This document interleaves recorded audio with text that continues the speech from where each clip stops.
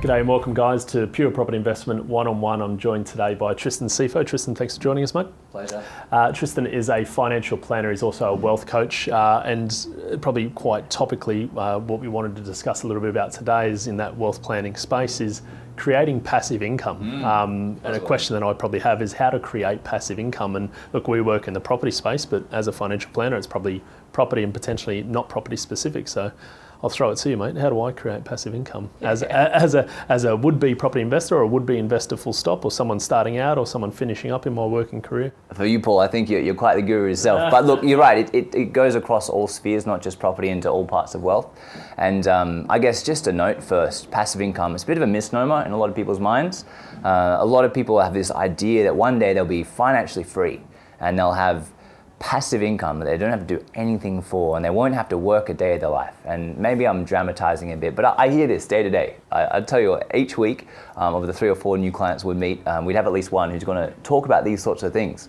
And they've been encouraged by all the blogs and podcasts that we hear these days. The truth is passive income is never completely hands-free. The passive nature means it's not active, which means you're not actively, gentrifying or building or doing your 9 to 5s to get that income. You are managing though. Any passive income requires some level of active management, even if you're just supervising someone else that's doing the work. Investment property is a great example. Yeah. You buy a set and forget property, you have a real estate agent that you have to still monitor, and when the tenant moves out, you're going to have to get involved in the process. As soon as the piping breaks, you're going to get an email or a phone call. There's always going to be some level of activity, and it's not just a technicality I'm pulling up. The whole point is you never want your passive income to be just sucking from the world. As a member of this world, I'm probably going to hop on a high horse at this point, but I believe that we're responsible for the impact we have with our wealth, and our wealth is meant to benefit all those around us. And by using your wealth to benefit those around you, you'll get remunerated or benefited with income. So it's never truly passive. That said, how do you get it? How do you accumulate passive income? It's really simple. You create value. You generate as many and you acquire as many assets as possible, which generate value for the world. And the more value that you generate, the more you'll be remunerated with passive income. So what's an asset? Look, there's a lot of ways you can slice it up. I like to lean on Robert Kiyosaki's definition, or at least part of it, where there's 2 very simple components to an asset. The first is it's got to grow. It's got to grow over time. If it's going to depreciate, like a car would, your typical car, it's not quite an asset. Not unless you're able to make sure that it's getting more and more value over time, like a collectible, for example. But things that grow are things like property, land in particular, not the building, but the land underneath it.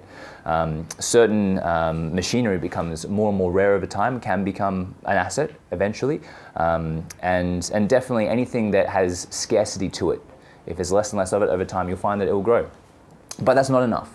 Because a lot of things that, though they become more valuable over time, are growing for you, they can cost you money to hold.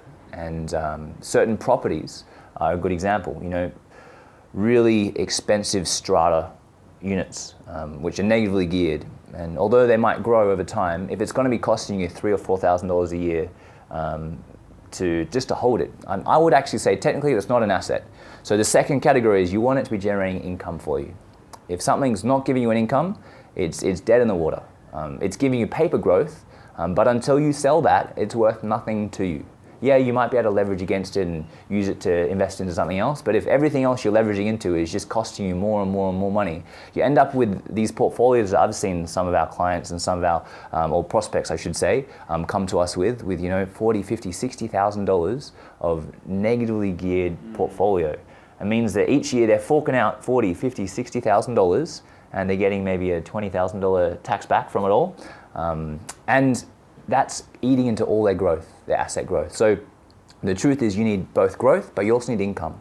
And there are a lot of ways to do that. It's really up to you to find assets. But once you work out that really simple formula, it becomes a bit like Monopoly. It's just buy as many assets as you can. If you find them, if you get a good deal and it's offered to you, you've got the capacity to, you've done your risk assessment, acquire it if it fits in your portfolio.